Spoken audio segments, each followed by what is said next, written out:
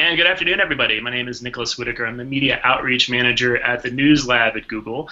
You can find more about the News Lab at g.co/newslab, where you'll find information about lessons and tutorials on a wide range of different topics, including VR and 360 coming up in the next few months. We have a really amazing panel today. We're going to be talking about immersive storytelling. But before we get into that, I just want to let you know that there are a whole series of other office hours and hangouts that we do on issues related to accelerated mobile pages, on immersive storytelling, on verification and fact-checking, and a whole lot of other things. If you're interested in checking that out, definitely check out our YouTube page, which you can find a link to at the g.co/newslab site. We also have a Twitter handle, so if you're interested in reaching out to us, check us out at Twitter at Google News Lab, and you can always reach out to us with questions or comments at newslabsupport@google.com. This is also a Q&A hangout on air, so if you have questions or comments and want to add those into the discussion, feel free to add your questions on the Q&A app. You can find that both on the Google Plus page, which you probably found because you're watching right now, or on our YouTube account. That's it for housekeeping. Sarah, you want to talk a little bit about what we're doing today and introduce our guests?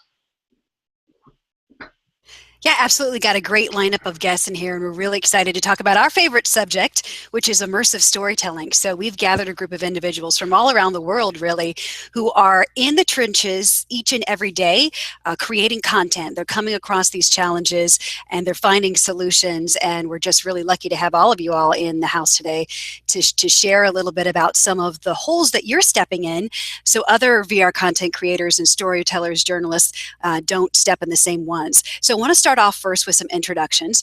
So first, Annie Lukowski. She is the co-founder of Vanishing Media. Hi, Annie, a virtual reality production company where she brings her passion for storytelling to cinematic VR filmmaking.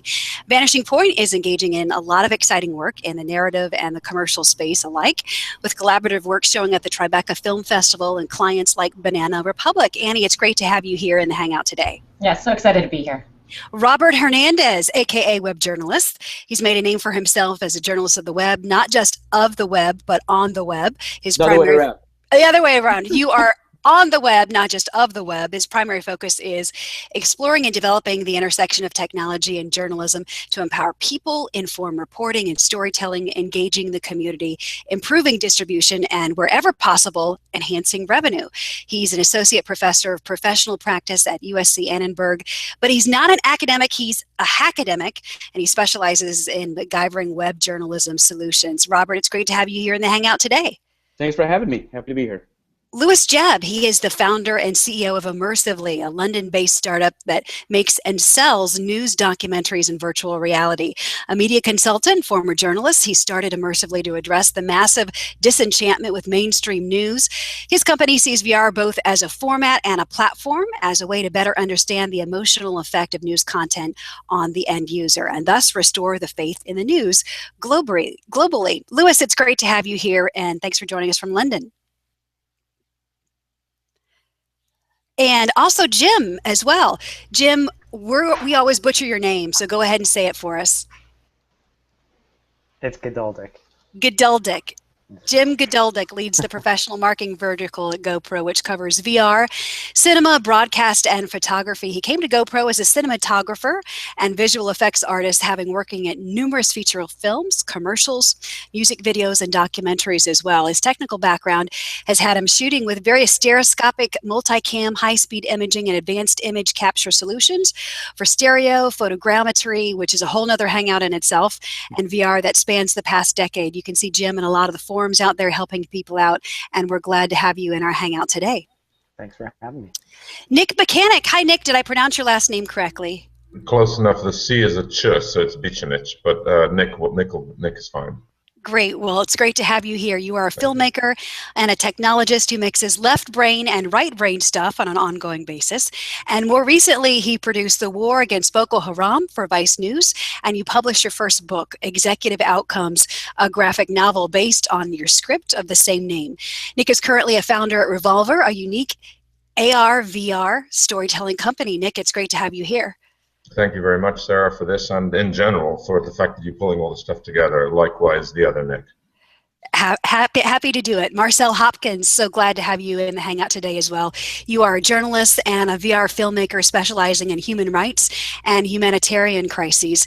You directed, wrote, and co-produced a virtual reality documentary on South Sudan for PBS's series Frontline and the Brown Institute for Media Innovation, On the Brink of Famine. I think you all have seen it. It's phenomenal. It premiered on Facebook 360 and Oculus in March. Marcelle Hopkins, thanks for being in the Hangout today. Thanks so much for having me. I'm very excited to be here. A reminder that you all can contribute to the conversation. We're watching Twitter, we're watching Google Plus as well. So if you have a question for one of our panelists, perhaps that they didn't answer, feel free to ask it. We'd like to very much so include you in the conversation. I'd like all of our panelists to also open the private chat so I can give you secret messages on the side. And a reminder to our panelists that this is a conversation. So if you butt in and interrupt me and other people, you get extra points. So that's the way we make it a lively dialogue. I want to start first with a conversation that I get asked a lot. And by the way, I own a VR journalism company, StoryUp in Columbia, Missouri. We have a brand studio, we have a consulting business, and we're doing a lot of VR journalism. One of our first major pieces in Zambia that we shot about people who lack mobility will air in the Washington Post in a couple weeks. And we're glad to be here among these very talented individuals today. So let's first start off with what challenges have you had to overcome with VR storytelling? And what are some of the ways that you overcome some of those challenges? Who wants to start with that question? Marcelle, thank you for volunteering. Sure, I'm happy to do that. There's so many; it's hard to know where to start. You know, I come from a traditional news background, television news and documentary, and you know, of course, one of the first challenges was, you know, how do you direct something? How do you tell people where to look, or how do you get them to follow along with the story? So there are a lot of different ways of dealing with that. I think that eventually we're going to let go of that need to direct people, or that desire to direct people. But in the meantime, we found a few ways to do that. Audio is a big one. And if you can do spatial audio, if the platform supports that, then that is one way to direct attention. Another way that we used was in the narration. So we have a scene, and at some point the narrator says, "The woman in the red skirt is Martha." And when we were user testing that, people went, "Wow, okay, now I know what to do. I know where to look. I have something to do. I'm going to find Martha." And then her voice comes in, and then you know who's speaking. So that was another way that we use narration to direct people's attention. And you know, like I said, I think that eventually we're going to let go of that, and that our users and our audience are going to feel more comfortable directing themselves, and I hope that we get there soon. Yeah, you raised a great question. Should we even be directing attention, guys? Yes, you have to help people in this space to realize, to look around, to see what they're looking at. What is the point of action, the point of interaction, and as we're doing this now, you definitely need to guide people, for sure. And it's also like video game behavior. If you look at Super Mario Brothers, the platform games, you got to start slow and work your way up to more complex interactivity. It depends on the genre. I think we have to direct people now because this stuff is still so new that you know, when you walk into someplace new, you're gazing around, trying to establish where you are. I think that will change over time. As mentioned, we won't have to direct nearly as much as we do today because this platform and these experiences are very new to, I mean, how many people haven't even experienced, you know, a Vive or a Rift or even Google Cardboard yet? So I think that's definitely going to be changing. One of the things, one of the things that I worry about quite a bit is that there's well, it's a challenge certainly in convincing people that you don't have to do this. But when normal audiences see it, it's not much of a challenge at all. People seem to try to do, in my opinion, too much of, wow, it's 360. Let's put something in the front and something in the back and something on the left and the right. Oh, look, isn't it great? I'm surrounded by action because it's 360. But to Jim's point, what's quite fascinating is if you think about it, we might not notice this, but as human beings, when we walk into a given room, doesn't matter whether it's a restaurant or whether it's a friend's place, there tends to be only one or two places in a given room where something of interest is happening. And unless you are James Bond or Jason Bourne looking for bugs in every particular corner of the room, chances are you're not going to be spinning around. Or you're a professional looking for stitch lines. So I think it's very interesting. Very interesting for us to think about what do quote unquote normal audiences consume these experiences like. And I'm not trying to denigrate. Looks like we lost Nick. Go ahead, Annie. I probably do. At Vanishing Point, we do maybe 4 demos like a week to hundreds of people. So we're showing our content out to everybody, people who've had VR experiences, people who haven't, and you cannot get them to not look around at the beginning. I mean, there is a solid 20, 25 seconds. And when I talk to a client, I have to warn them that I know you want to have a short video, but they will have no exposition, they will have no story within that first point. I mean, yes, I do think that people will eventually just sit back and say, hey, I know what VR is all about, but that's not going to happen in the near future. And for me, it's really important that people engage that 360, give them something to look at, give them the chance, let them get the next strain from looking over their shoulder, and then I agree with everybody else. Let's push it to the front. Let's keep it. We always say, like, put your arms out, and when you can stop seeing your fingers, that's about where the action should stop.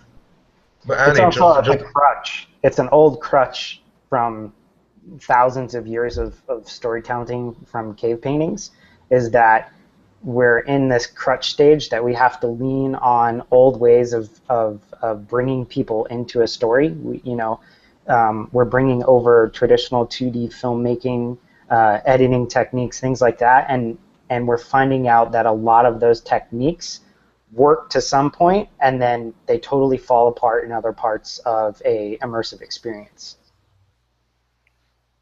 Yeah, I agree. We shot a horror film that did not work.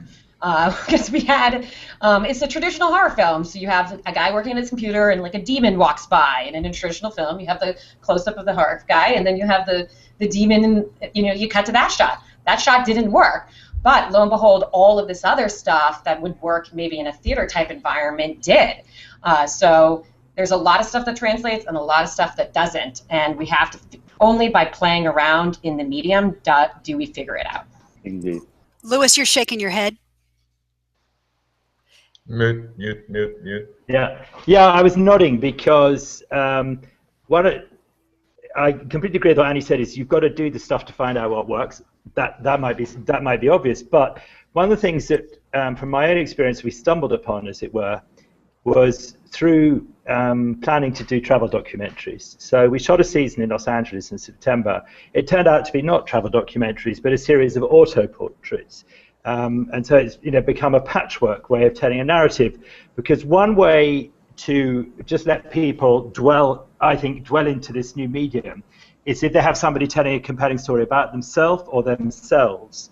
And then we found that all the footage lent itself to simply sequential patchworks from which you built up a picture of somebody's life or indeed of a place. So although we haven't released it as a full-length thing, and indeed a lot of it's still unlisted because we're trying to get people interested in it, we've shot an entire additional season in Latin America on the same principles in the lead up. So it's all about the business of life, basically, where people explain their lives and then you get a picture of a place. So we went to LA, we thought, okay, there's some great places to shoot. And we suddenly realized, well, actually what we're doing is we're finding interesting people.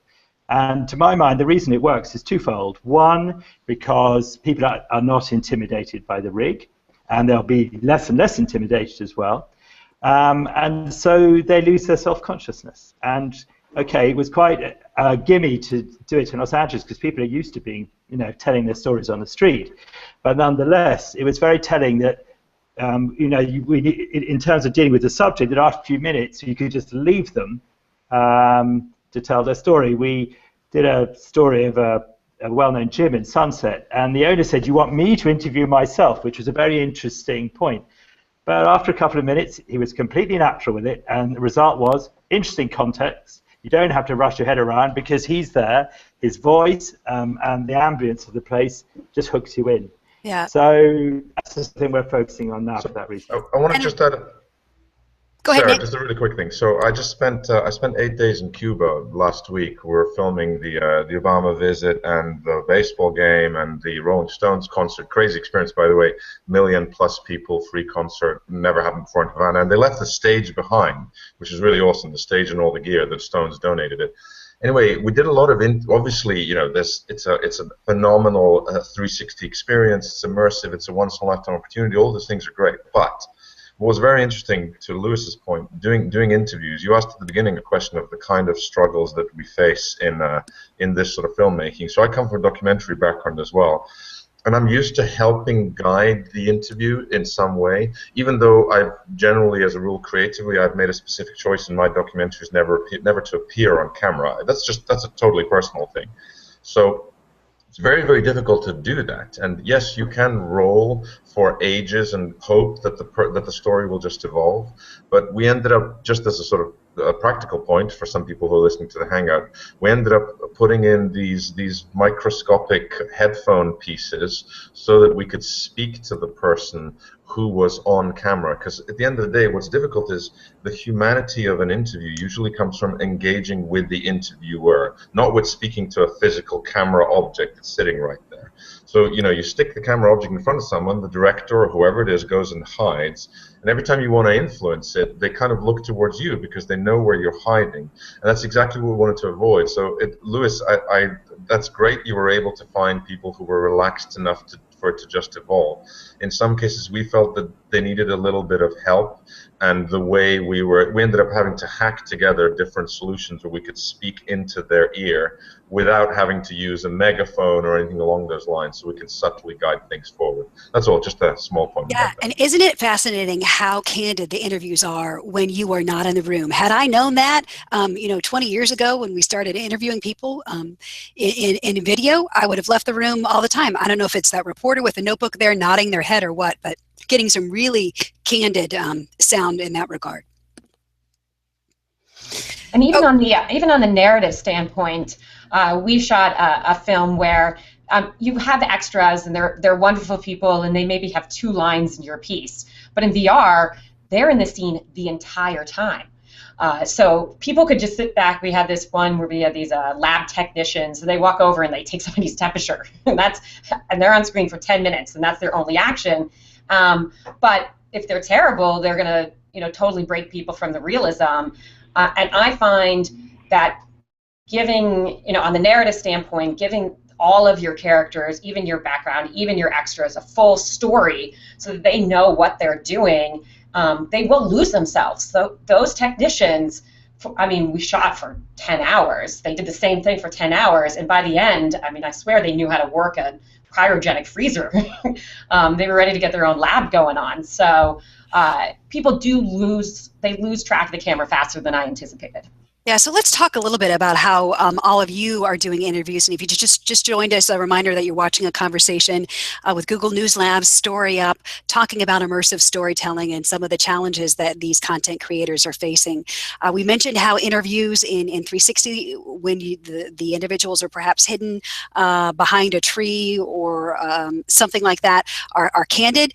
Nick was talking a little bit about some of the ways that he uses remote viewing. We've experimented with using putting it inside a phone and then just putting an IFB cord up on the back of the ear. But our only issue is that we were worried that that phone connection would somehow interfere with the wireless connection, as sometimes phones do. It didn't that, but and there should be a really more reliable solution on how you can remotely ask those interview subjects. And sometimes if they're children, it's really tough not being in the room, even if you are telling that subject the camera is a person. And we find sometimes if we tell people that, hey, when you're interviewing yourself, think of that camera as a person. Nick, you're holding up something in your hand. Is that the remote? No, actually, what this is, sorry, Jim, it's a modified GoPro rig. Don't shoot me, please. See, one of the reasons for this, so the first guys, I commend everybody who came. I'm fairly late to the party as far as 360 stuff is concerned, and the people who broke ground at the beginning were doing this without the benefit of the tools So the first rigs, many of which use traditional GoPros, made it very, very difficult because of parallax to be very, very close to your subject. This happens to be a modified GoPro rig. It's hard to tell over here. It's made by iSugar, or as I call them, Izugar. But anyway, the bottom line is that we've conducted quite a few interviews where we embrace the interview subject. So to give you an idea of what that means, I'm about 1.5 feet away from the camera here, and the person who I'm interviewing is 1.5 feet away on the other side. But what that means is that it's actually very, very easy to stitch because of how much overlap is on these rigs. It's a little bit annoying for the person doing the interview, because what happens is your arm gets tired. And as you get tired, the camera drops and drops and drops, and that doesn't work very well. So keep it in mind, if you do want to try stuff like this, it totally does work. It's actually kind of interesting, because it means that the responses to the interview, you're in the middle of the interview, which means that if you look around, when you finally stitch this, you'll see the interviewer. So it's a technique. If you want to make the interviewer entirely invisible, then certainly you wouldn't want to do something like this. But I just wanted to sort of throw out there that this is something we've done quite a bit, which is that we embrace the idea of you're participating in the interview. We don't try and hide the fact that there's a crew. We just go, okay, we could do this, but let's try it a different way. So we've done this quite a bit, and it works very well. We've actually opted not to hold it that close, because one of the things that you forget is personal space. There have been a couple different experiences that when you turn around, you jump and realize, why is this person so close? That foot difference, you're in that person's face. Maybe not when you're looking at it on the phone, but when you're looking at it at a head-mounted display, you're up and close and personal, and that perspective is completely different. So Ben Kramer from BuzzFeed Open News, he likes to have the crew in the shot, holding it, the theta, or with the drone.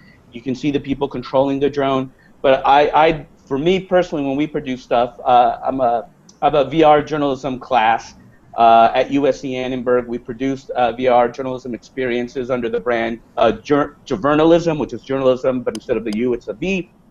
We're doing partnerships with ProPublica and the Texas Trib, doing some stories. And we went with the monopod, and we do the silly thing where we go hide, because right now we don't want to be part of the story, like Nick said earlier. But we experimented with the closeness of things, and for us, from the user perspective, it wasn't good. And I think it's subjective. Each rig, whether they be GoPro or another capture solution, is going to be subjective in terms of what is your presence of how do you want to make someone feel in that immersive environment. So do you want them to see everything that's going around like they normally would in real life? They would see the cameraman, they'd see the director, they'd see producer, or do you want to make it much more intimate where it's just that interviewee and the space that they're in and what may be or may not be happening? It's a very big difference too, because with the kind of democratization of the tools like GoPro and other solutions out there, is that you have a really small form factor, high resolution solution, whereas people doing interviews previously had always been used to like a big monolithic ENG camera, either over the shoulder or on a tripod, that is just peering into their soul to try, and it intimidates people sometimes. Some people are like, they can talk, cameras on, they're good to go. Other people, when they see a camera and a lot of crew, they clam up, you know. So I think it's different, each different scenario. And the one point I think everybody has been kind of harping on here is you all are trying different things, and I think that's the biggest point in all of, you know, kind of VR and immersive storytelling, is the rules have not been written. For anybody to say like this is how you have to do it, that's the wrong way to approach it. Is like, try everything you can, shoot the worst footage you can, because every time you go out and shoot, it's a learning experience. Guys, we have some questions that are coming from the stream, so appreciate Jeff Sonsign, Thomas Seaman, Jairus Miller, all of you all who are watching, putting in some great questions. And so let's ask about anyone willing to address possible differences and how to approach storytelling in synthetic VR. Sorry, that just advanced on me. So that question went away. Versus real 360 environments was the end of that one. You got that. So does that mean CG? Do you mean 3D model CG? Yeah, I imagine they're talking about CG. I mean, one of the fascinating things about CG is that they can do all kinds of things that we can't yet, and that's a pretty fanciful yet, which is that, first of all, you can move around the environment. Photogrammetry aside, you can move around the environment, but much more importantly, from a storytelling perspective, you can dynamically evolve the story. So for the sake of argument, I don't know, let's take something simple like I'm in the middle of a story and a dog barks somewhere behind me to my left. If you're a video 360 filmmaker, if we want to construct something where, depending on whether or not I turn, the story changes, well, good luck. You're going to have to make a custom player which branches the video in various different ways. It's a nightmare. But if you're a synthetic VR person, you can actually decide, well, I need that dog to bark for the story to happen, so I'm going to position it over here because I know that's where the person is looking. So this is it's an entirely different set of rules because of interactivity, because of agency, and because of the ability to dynamically tell the story within the quote-unquote game engine or whatever environment you're using. That's a kind of quick point. There's been some good examples of this too.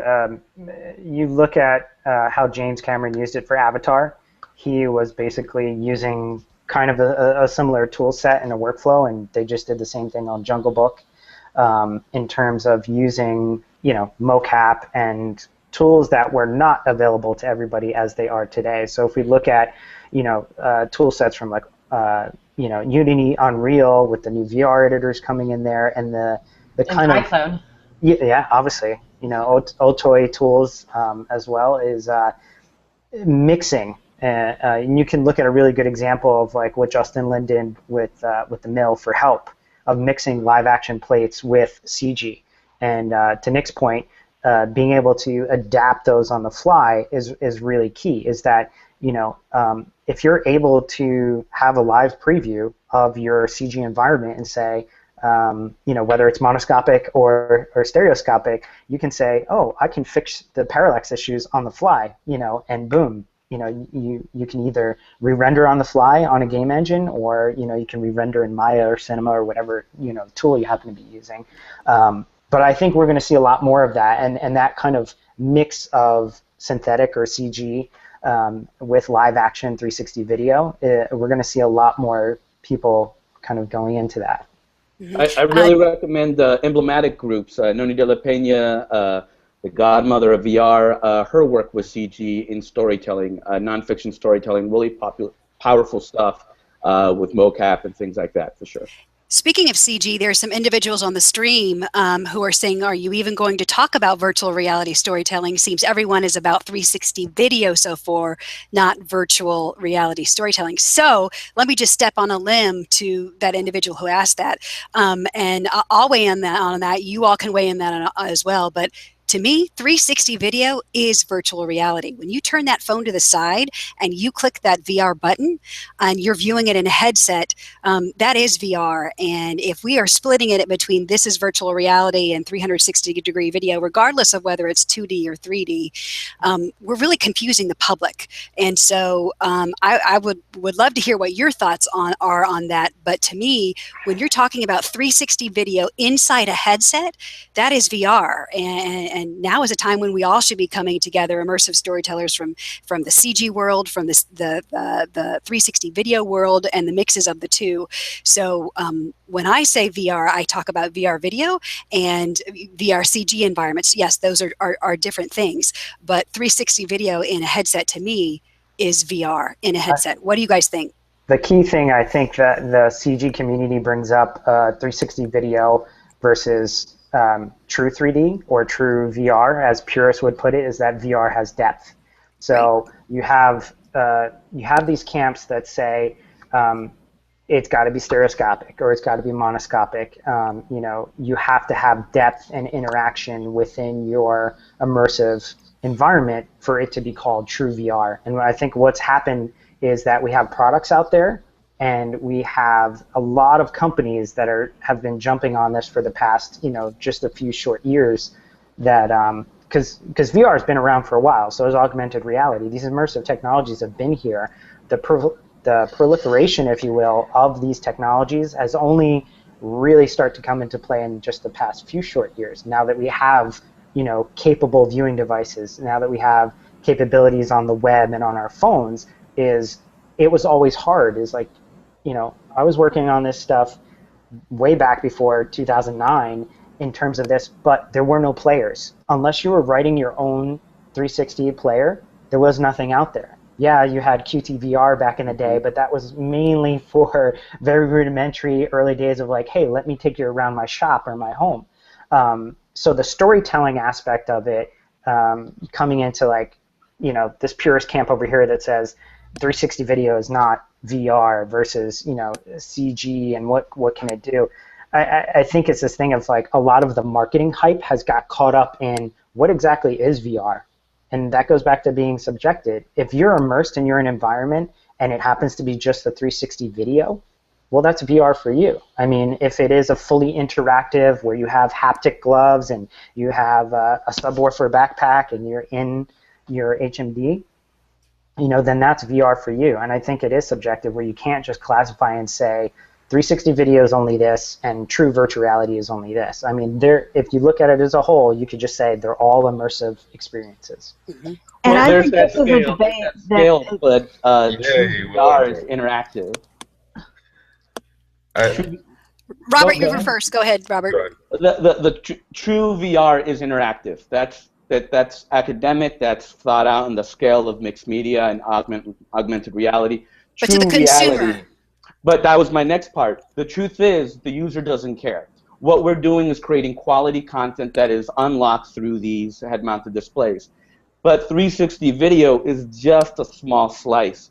If you peak at 360 video, you're limiting yourself. You have to up your game and mix in Unity and interactivity and build those skills there. This is the tip of the iceberg. This is the gateway drug to get people to finally put on an HMD. But it's from the consumer's perspective, it's just content. I don't care what it's called. I just want an experience. Yeah. I agree. I think that when people say, the people who are complaining about the usage of the V in virtual reality are the same people who would complain when we said we're shooting a film, and they go, no, you're not, because you're shooting on a video camera, you're not shooting on celluloid. I think that's frankly, wait, I'm not allowed to cuss, so I'll just say that's that's an inappropriate stickler definition that's unnecessary. So I will say one last thing, though. I know there's a lot of people who want to say their piece, and I want to hear it on that, which is that I think that the important thing is whether or not you feel an emotion when you consume a piece of storytelling. Whether that storytelling is entertainment or journalism or education, do you engage with it? Does it perform the role for which the creators intended for it? And one of the problems with a huge amount of interactivity, I mean, I have an unusual background in the sense that I spent a number of years developing mobile apps as well as being a director of traditional narrative documentary and so forth. And it's tricky. The more interactivity you give people, the more of a game you make something, the more work you make them do. It changes the nature of the way in which they emote. Some people don't want it, some people do want it. Giving extra agency to people not only changes the way in which we as creators approach the story, but also changes their attitude to what they're doing. Is it lean back or is it lean in? There's a lot of experimentation that needs to take place. And I'll end that there because otherwise we'll just go off on another rant and I want to hear what everyone else has to say. Marcelle? Yes, I was just chiming in to say I think that the what is VR versus 360 video is a debate that is only happening within our bubble. And for the general public, as several other people have said, it's all VR. And I think that it serves us all to just embrace that and to say, okay, VR, includes a lot of different things. But I wanted to sort of go back to our topic of storytelling, and one of the things that I've discovered about the storytelling in VR and storytelling in 360 is that a lot of the things that we have learned as documentarians or as narrative storytellers, they're still applicable. So, the storytelling, a good story is a good story. Sarah keeps saying this, story is king. It's still king even in this different environment. So, we want to have strong characters or strong subjects that have depth. We want to have an arc with a beginning, a middle, and an end. We want to build tension. We have to get good audio no matter what we're doing. So all of these things that still apply, whether we're working in traditional video or traditional film or in VR. A question that people often ask me is, how do you frame in VR when people can see everywhere? And framing is critical. That's how you can shape the viewer. Firstly, there's this odd tendency for people to put everybody equidistant from the camera, and you're doing yourself a massive disservice. Let's have people farther away and people are close up. Your hero has to have some juxtaposition with the villain, otherwise there's no visual variety. And then doorways, frames. One of our best shots was, below a chair and a desk in a very dark office building in the horror film I was discussing. There are ways to giving somebody the chance to see everything, but not what they want to see, because it's just around the corner or it's behind a drawer or something. It's such a great way of using the space, because they're like, I can see everywhere, but where I want to see, and that just gives the viewer engaged. Yeah, I would kind of jump on that and say, what do you guys think the best story experience in immersive that you guys have seen today? Because a lot of people are like, I haven't really seen anything that knocked my socks off. And, there's a lot of people that are doing for documentaries. There's a lot of people doing VR for experiential. A lot of demo footage is out there in terms of like trying to have people experience products. So, I've heard from a lot of people that have kind of been through the stereo phase and worked through this too, is that some people are still waiting for a lot more storytelling to happen within virtual reality. Obviously, we look at the awesome things that Riot is doing, and a lot of us here on this panel, and Verse, and I think the tools have not been put into everyone's hands yet. In terms of there's an amazing amount of storytellers that are in the world, whether they be writers or directors or documentarians. So I think we have yet to even scratch the surface of the stories that can be told in immersive environments. Yeah, and the technology also has to get a lot easier. We, as a production company, we've done a few short narratives, but mostly we've done commercial work just because stitching and all of the visual effects elements are just so labor-intensive and expensive that you get bogged down. I think it's going to take a long time. My business partner, BJ Schwartz, is always talking about, we grew up on television and film, and I've logged probably too many hours watching very good movies and TV, and I've got that education that I can bring traditional, but we don't have that education.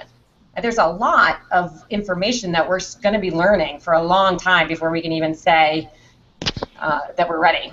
Yeah. Well, that's the service everybody has to do, is I think everybody involved that is seen as like an influencer or a player or someone at a brand, like GoPro and like, other brands out there that are making solutions for these environments. That should be one of our biggest things as ambassadors for VR and immersive, is that we have to educate as many people as we can. Not push our own agendas, but just say, hey, did you even know that this is out there? There's still millions and millions of people that have never experienced, any type of virtual reality yet. Talking of agendas, Jim, how about those Genlock cameras? Hey, NAB is only about a week and a half away. That's right, yeah. Oh, there's a hint right there. Gotta like Just gotta that. show up to Vegas. We've already gone over a few minutes, but if you guys are game to stay on for a few minutes more, we have lots of questions on the stream now, and I would encourage after the broadcast if all of you all in the Hangout would go back to that stream and try to answer some of those questions. They're asking some really important things about some of the tools that you all are using. So to wrap up here, I want to go to each and every one of you. If you are just now an immersive storyteller, just starting out, what would be some of the advice that you would give to some of these individuals when it comes to immersive storytelling, whether that be what cues to use in your storytelling. We haven't even touched the surface of editing techniques, which I had hoped to get to, but we ran out of time of that. If you can briefly tell me in a few sentences, what advice would you give to those immersive storytellers out there just now starting? Not necessarily the production, because we've talked a lot with the production, but the actual storytelling and the crafting of that story arc. I could start with that.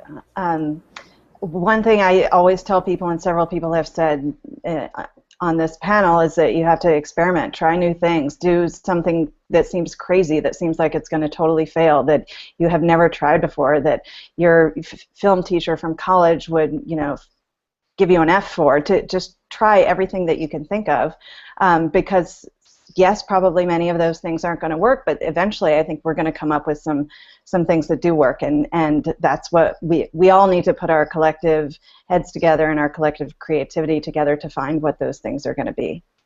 I would also echo that, and the other thing I would add is ask yourself, is this 360, is this VR, or is this really a 2D thing? Right? Just because you can doesn't mean you should. I love technology, but don't force every story to be a VR story. Use the right tool in your toolbox. But yeah, experiment, because new stories, this new format is going to tell stories in new ways, and you're only going to learn by putting a camera under a chair. I messed around with height, and it was really cool to be like an ant POV looking up at the subject and things like that. You have to play. But make sure it's with purpose, and make sure you're using the medium not because it's shiny and new, but it's going to help tell your story better. I would collaborate. Yeah, and I would add to that too, just on Robert's comments, also use it to challenge yourself in that a lot of individuals are choosing stories simply because they think it can be told in 360.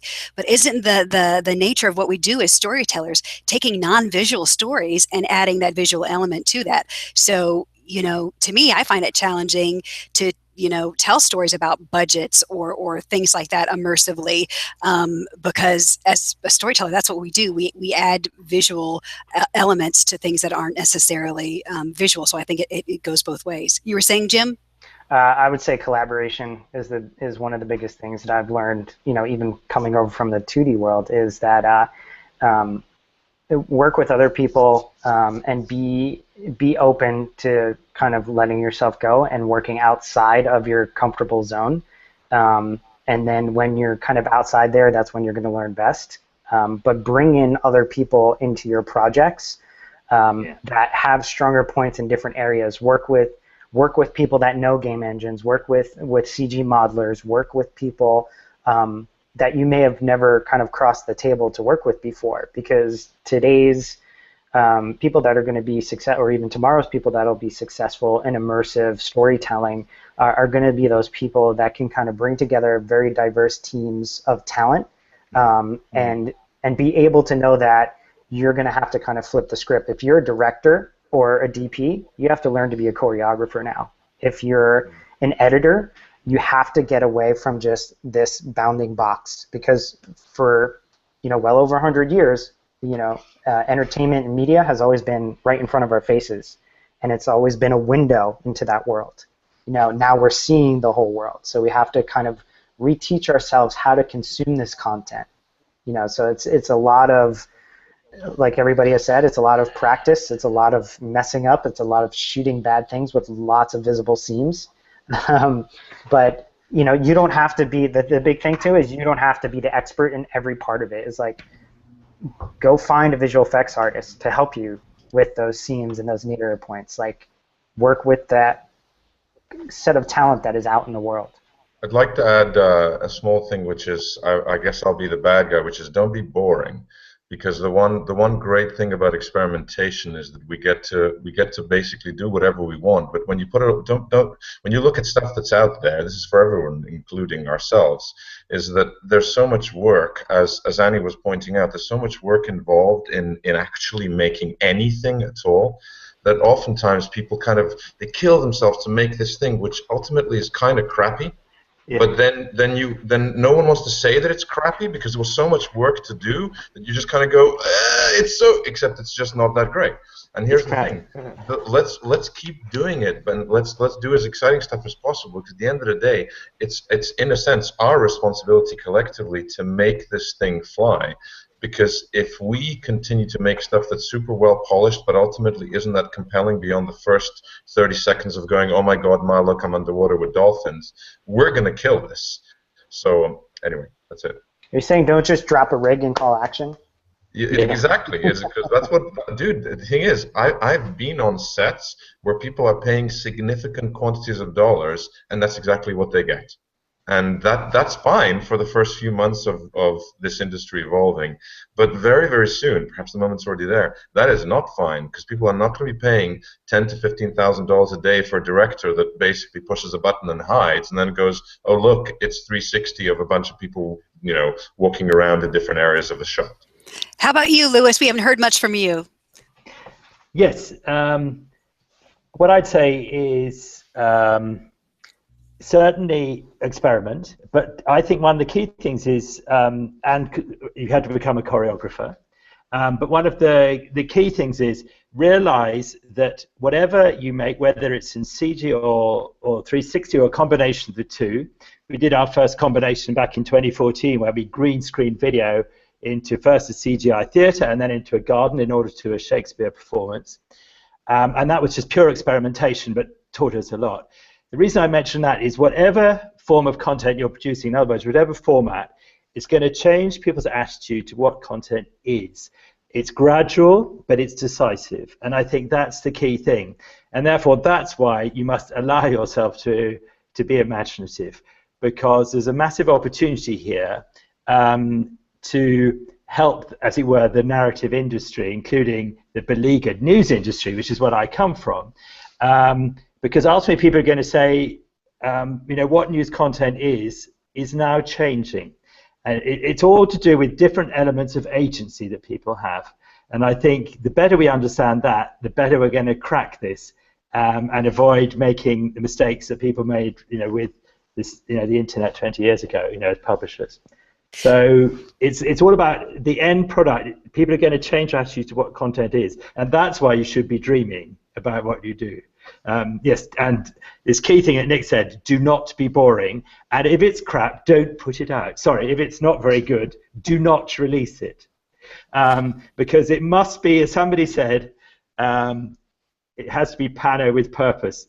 The point that Rob made as well. Do not put out stuff that you're not fantastically happy with, because it's not clever, Anyway, learn from it, but don't publish it. Totally fine. Keep it. Annie, how about you? Well, on a practical standpoint, I would tell people to spend hours in the headset watching watching everything out there, and then video games. They're a great place to be in a 360 environment. You can, go into one of the side rooms and lure the aliens in there, and you're like, okay, now I can see what it looks like when I'm this way and that way. And we've done some storyboards, and I told the actors, I'm like, this alien is you, and this alien is you. So there are cheats in order to do some of these technical things that are very, very, very helpful on a standing point. Now, the last question, which was distribution and funding. The spigot is not there. There is not much funding, especially on the narrative, the cinematic narrative side. There's just not enough headsets sold to justify. There is no revenue model, period. There's maybe some of the subscription-based websites are going to start rolling things out. The YouTube Red Wall we're all very excited about. But to get the numbers to justify and pay for a budget for a narrative piece, it's not there. So right now, that's why a lot of the work that we've been doing is in the advertising space, and then it's all just to get ink. The Netflix and Amazon those are the subscription-based websites that I was referencing. But I do think that besides not making any money, there is great distribution, because when we're doing a commercial for Banana Republic, they're distributing the same way we're going to be distributing our independent stuff.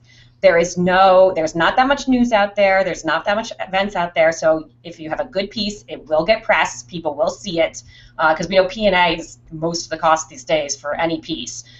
So there is a big revolution, and it's different than the digital revolution when we had stuff on YouTube back in the in the early aughts.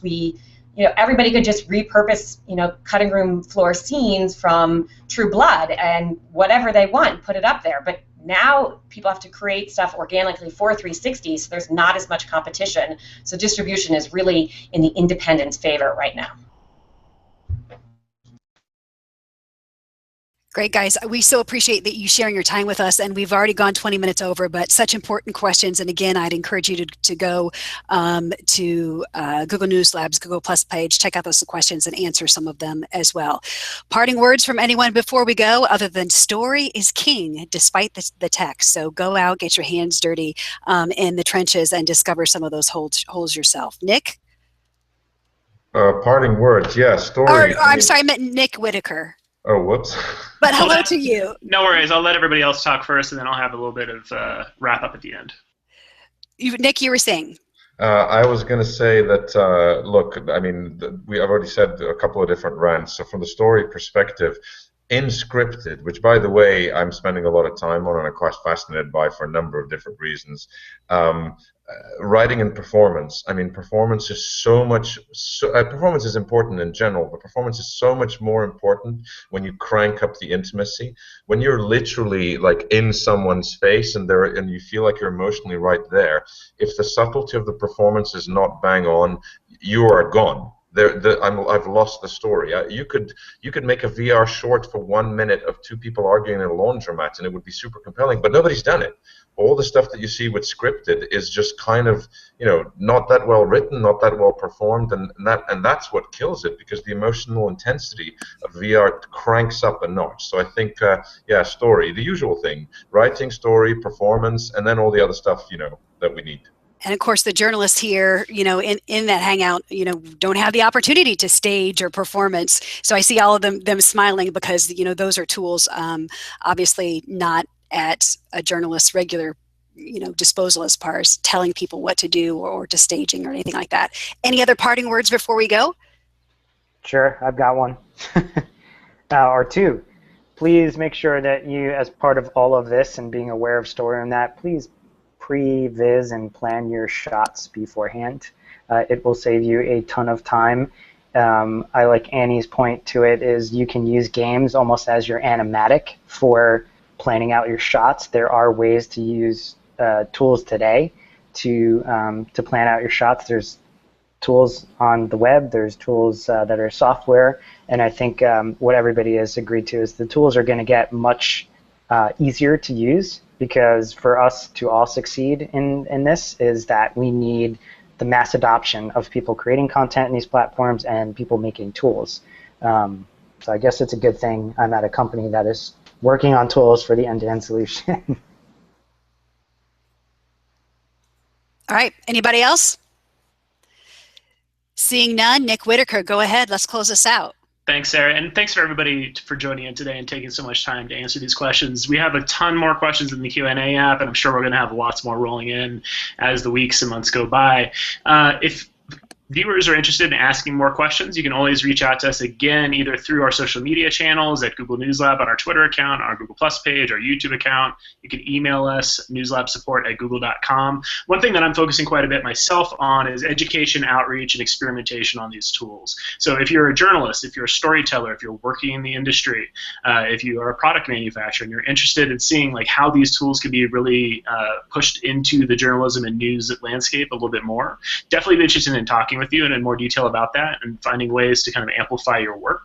And for those of you who are in the panel today, thank you again for all of your support and all of your information. I've learned so much from all of you, and I know I'm going to continue learning even more. So that's it for me. Anybody else have Sarah? All right. Thank you very much, everybody, and have a wonderful, wonderful weekend. Talk to you soon.